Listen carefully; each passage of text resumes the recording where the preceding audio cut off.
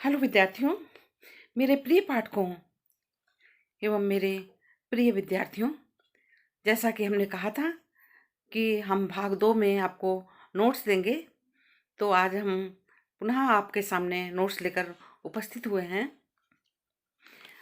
हमने आपको बताया था कि ध्रुव स्वामी एक ऐतिहासिक नाटक है।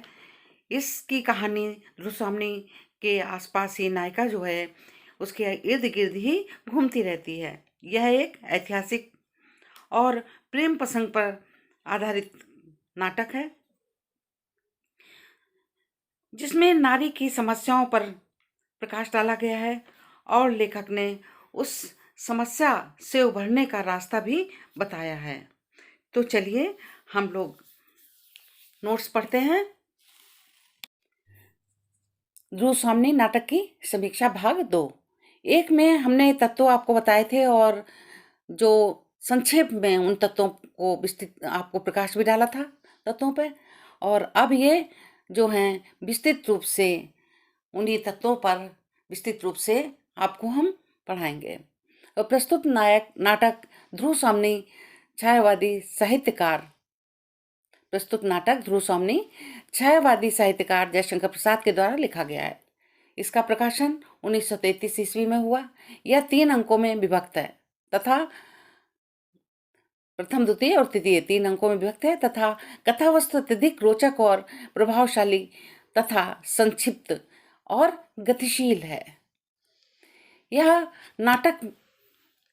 इस नाटक में प्रमुख पात्र ध्रुव स्वामी, चंद्रगुप्त, रामगुप्त हैं।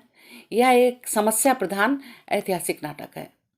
भारतीय एवं पाश्चात्य नाटक शास्त्रियों ने नाटक के साथ तत्व स्वीकार किए हैं, जिसके आधार पर ध्रुव स्वामी नाटक की समीक्षा प्रस्तुत की गई है।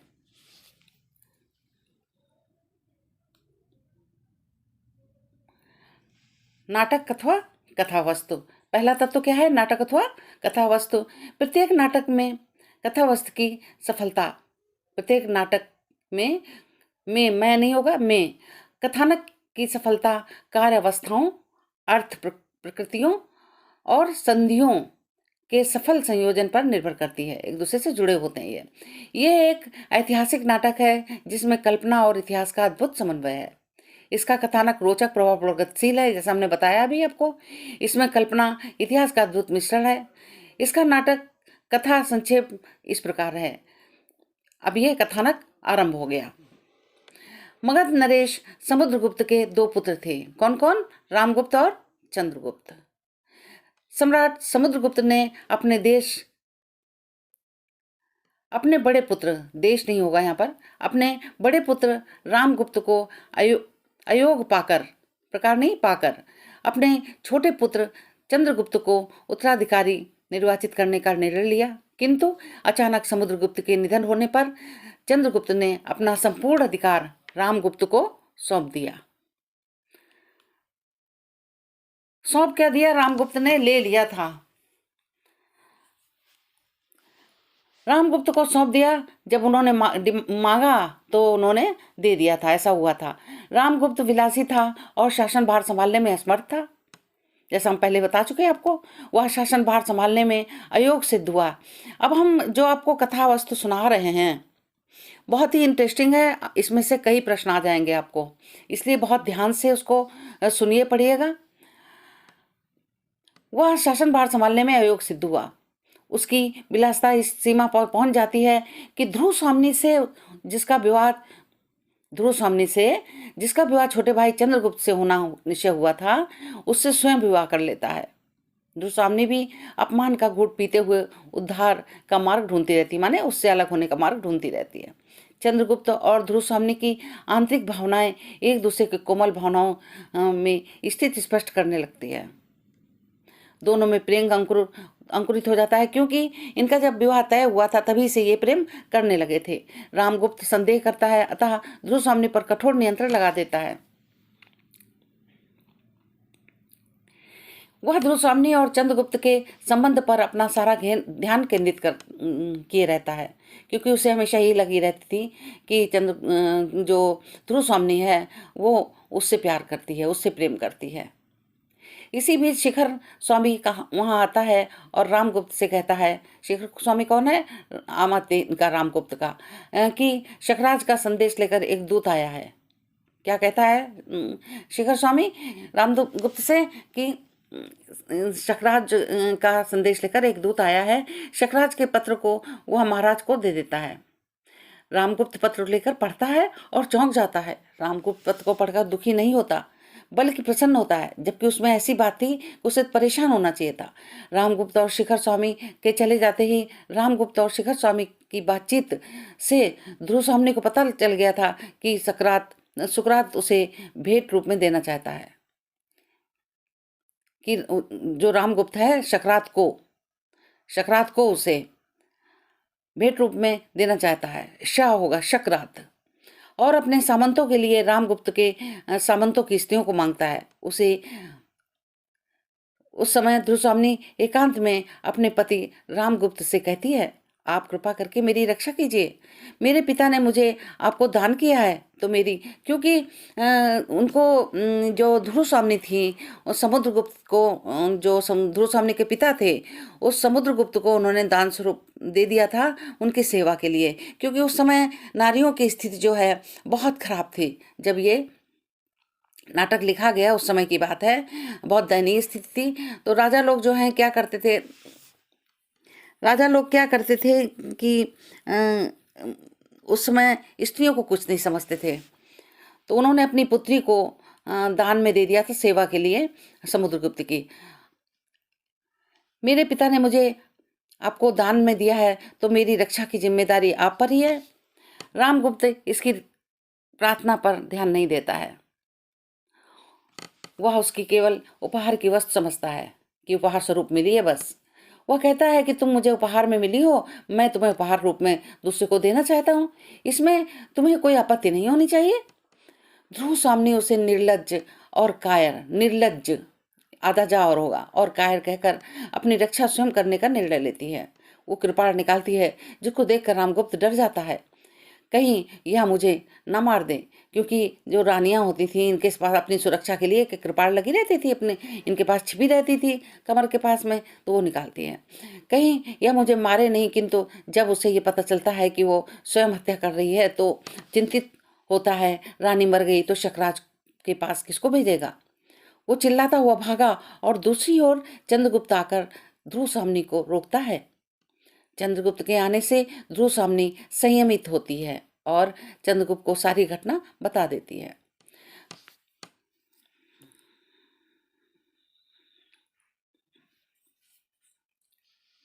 रामगुप्त इसी बात बीच आ जाता है और चंद्रगुप्त रामगुप्त के प्रस्ताव का विरोध करता है।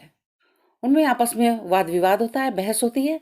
उसी बीच हिजड़ा आता है। इनके यहाँ एक हिजड़ा था, वो आता है कि मैं एक ऐसी स्त्री बना सकता हूँ, बना सकता हूँ जो देखने में वाले महादेवी समझने लगे। चंद्रगुप्त ध्रुव स्वामी बनकर और दूसरे सामंतों को उनकी स्त्रियों को वेश बनाकर शकराज के पास जाने का प्रस्ताव रखता है। चंद्रगुप्त जो है वो कहता मैं स्वयं ध्रुव स्वामी बनूंगा और जो सामंतों की पत्नियां हैं और सामंत हैं वो अपनी पत्नियों का भेष रखेंगे। बात निश्चित हो जाती है। इस प्रकार चंद्रगुप्त सामंतों के साथ भेष बदलकर शकराज की छावनी में जाकर शकराज, इसमें सा नहीं होगा, शाह होगा, सीटी वाला शाह, शलगम वाला शाह, शकराज को मार देता है। नायक के ना होने से शक सेना छिन्न भिन्न हो जाती है। किले पर ध्रुव स्वामिनी का अधिकार हो जाता है। जब शकसेना छिन्न भिन्न हो जाती, जो शकराज है राजा शकों का, वो मारा जाता है और ध्रुव स्वामी को जो चंद्रगुप्त था वो बिठा देता है, रानी बना देता है वहाँ का ना। तो राज्य किसका हो जाता है? ध्रुव स्वामी का हो जाता है। इधर विजय का समाचार सुनकर रामगुप्त बहुत प्रसन्न होता है। वो सोचता है कि बिना परिश्रम के ही जीत हासिल हो गई, किंतु भय होता है कहीं चंद्रगुप्त किले पर अपनी अधिकार न जमा ले। अतः चंद्रगुप्त को विद्रोही घोषित करके रामगुप्त बंदी बना लेता है। ध्रुव स्वामी बड़े साहस के साथ चंद्रगुप्त के बंदी बनाए जाने पर विरोध करती है। चंद्रगुप्त अपने आंखों से के सामने यह अनाचार अनाचार नहीं, अनाचार देखकर आवेश में आ जाता है और अपनी श्रृंखलाओं को तोड़कर, संख्याओं ने श्रृंखला माने जंजीरों को तोड़कर चुनौती भरे स्वर में कहता है, अमात्य मैं भी अमात्य समुद्रगुप्त का पुत्र हूँ। शिखर स्वामी, तुम अच्छी तरह जानते हो कि मैं ही राजा द्वारा निर्वाचित युवराज भी हूँ। तुम राजा रामगुप्त को लेकर बाहर चले जाओ। बाहर चले जाओ। राम गुप्त शिखर स्वामी के साथ, भाई के साथ बढ़ बाहर चला जाता है। समस्त परिषद रामगुप्त को सिंहासन से हटाकर चंद्रगुप्त को सिंहासन का अधिकारी बनाता है और ध्रुव स्वामी को राजमहिषी बनाता है।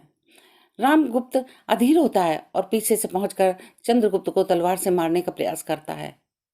उस समय रामगुप्त एक सामंत कुमार द्वारा मारा जाता है। इस प्रकार कथानक का अंत हो जाता है। दूसरा तत्व है पात्र और चरित्र चित्रण। विद्यार्थियों, मैंने पहले भी बताया था कि जो ये स्पेस है ये टाइपिंग के समय सही होता है, पर जब हम इसको भेजते हैं दूसरे फ़ोन पर तब ये प्रॉब्लम आती है। और मैं सीख रही हूँ इसको, कोशिश करूँगी कि ये जो है स्पेस ये ना आए आगे से। तो चलिए देखिए, पात्र एवं चरित्र चित्रण। ध्रुव स्वामी नाटक में प्रमुख पात्र कितने हैं? 3 हैं, जैसा हमने पहले बताया था। कथा वस्तु में ध्रुव स्वामी, चंद्रगुप्त और रामगुप्त लगभग 12 गौड़ पात्र हैं और उसमें एक हिजड़ा है। 12 पात्र हैं, उसमें एक हिजड़ा पात्र है। 3 स्त्री पात्र, ध्रुव स्वामी, कोमा और मंदाकिनी है। ये हिजड़ा एक पुरुष पात्र, एक हिजड़ा और अन्य पुरुष पात्र हैं। इसमें पात्रों को 3 कोटियों में रखा जाता है। पहली कोटि में ध्रुव स्वामी कोटि है। पहले तो ध्रुव स्वामी, चंद्रगुप्त और मंदाकिनी, कामदेव 3 हो गए, 4 मीरदेव 5 हो गए। और दूसरी कोटि में टी में रामगुप्त और तीसरी कोटि में शिखर स्वामी, शकराज ऐसे पात्र हैं जो ना पूर्णता कुटिल हैं और ना ही पूर्ण रूप से सत्पात्र हैं, अच्छे पात्र हैं कि कोटि में रखा जा सकता है। ये कोटि शब्द सही है। ध्रुव स्वामी के पात्रों का चरित्र चित्रण मनोवैज्ञानिक आधार पर सुंदर और सजीव हुआ है।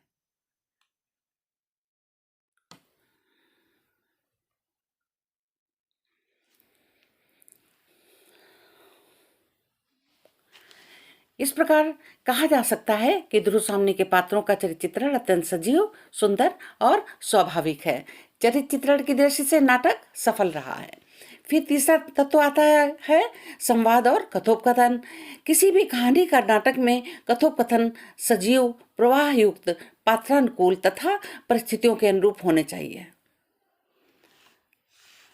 जिन संवादों में यह गुण नहीं होते हैं, नाटक को भी असफल सिद्ध कर दिया जाता है, वो नाटक सफल नहीं माना जाता है।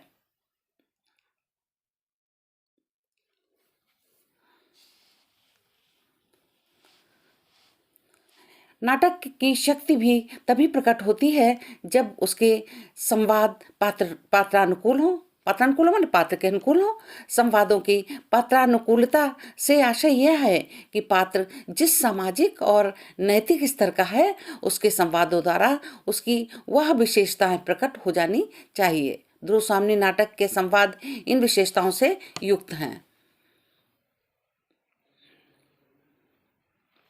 देश काल और वातावरण।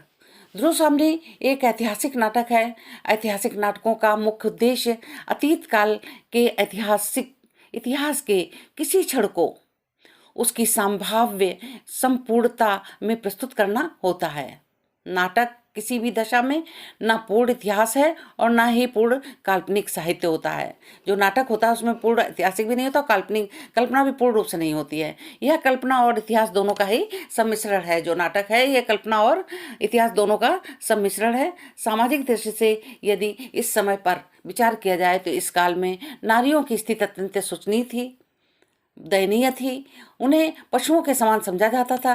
ध्रुव स्वामी को भी उसके पिता ने समुद्रगुप्त की सेवा में उपहार स्वरूप दिया था। ये हमने आपको बताया था। भाषा शैली। साहित्यकार जयशंकर प्रसाद ने ध्रुव स्वामी नाटक की भाषा और शैली के संबंध में अन्य नाटकों की अपेक्षा अधिक सतर्कता बरती है। प्रसाद जी नाटक ध्रुव स्वामी में भाषा पात्रानुकूल, प्रसाद जी की जो नाटक है ध्रुव स्वामी, इसमें भाषा कैसी है? पात्रानुकूल है, माने पात्र के अनुकूल है, सरल है, छोटे छोटे संवादों वाली है, रंगमंच योग्य है। ये चीज़ें हमने आपको जब आरंभ में तत्वों का संक्षिप्त वर्णन किया था तो हमने बताया था, आपको याद होगा। वाक्य विन्यास की योजना की गई है। भाषा शैली की दृष्टि से ध्रुव स्वामी सफल नाटक कहा जा सकता है ना। नाटक की भाषा पात्रों के भाव को अभिव्यक्त करने में पूर्णतया समर्थ है। भाषा में संस्कृत शब्दावली की भूलता है, जिससे तत्कालीन वातावरण सजीव उठता है। नाटक में जहाँ भी प्रेम, सौंदर्य, उत्साह, वीरता, यौवन आदि का वर्णन हुआ है, वहाँ भाषा भावों के अनुकूल अत्यंत सरल, मनोरम, विषय अनुकूल हो गई है। जहाँ वीर, रौद्ररस आदि से संबंधित भावों की अभिव्यक्ति हुई है, वहाँ भाषा ओज से युक्त हो गई है। इस प्रकार हम देखते हैं कि प्रसाद जी भाषा के धनी थे। अगला तत्व आपका आता है अभिनेता अथवा रंगमंचीयता। प्रसाद जी के नाटकों की अभिनेता पर विभिन्न आलोचकों ने आरोप लगाया था कि उनके नाटक जो है रंगमंच के अभिनीत नहीं किए जा सकते हैं रंगमंच पर। प्रसाद जी ने उन आक्षेपों का उत्तर देते हुए कहा, काव्य कला और अन्य निबंध में लिखा है। उन्होंने किसमें ये लिखा उनका उत्तर देते हुए? काव्य कला और अन्य निबंध, ये संग्रह है।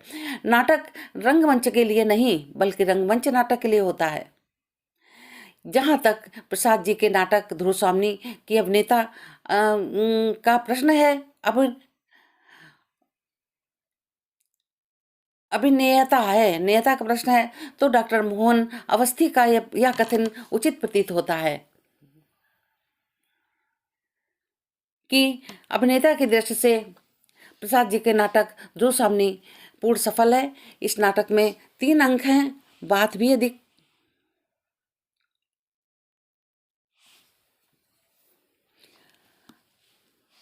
इस दृष्टि से अंक विधान और पाठ योजना अभिव्यक्ति के अनुकूल कहा जा सकता है। इस प्रकार हम देखते हैं कि अभिनेता या रंगमंचीयता की दृष्टि से ध्रुव स्वामी एक सफल नाटक है।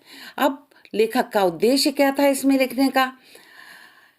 ध्रुव स्वामी नाटक का प्रमुख उद्देश्य नारी समस्या को उजागर करना, छायावादी साहित्यकार जयशंकर प्रसाद जी की नई समस्या को मूर्त रूप देना चाहते थे। तथापि संपूर्ण नाटक नारी समस्या से ओतप्रोत है। नारी समस्या के इर्द गिर्द ही संपूर्ण नाटक की कथा घूमती रहती है। इर्द गिर्द ही संपूर्ण नाटक की कथा घूमती रहती है। इस नाटक के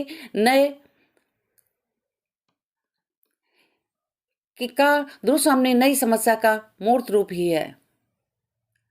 नई समस्या ही कथा का केंद्र बिंदु है।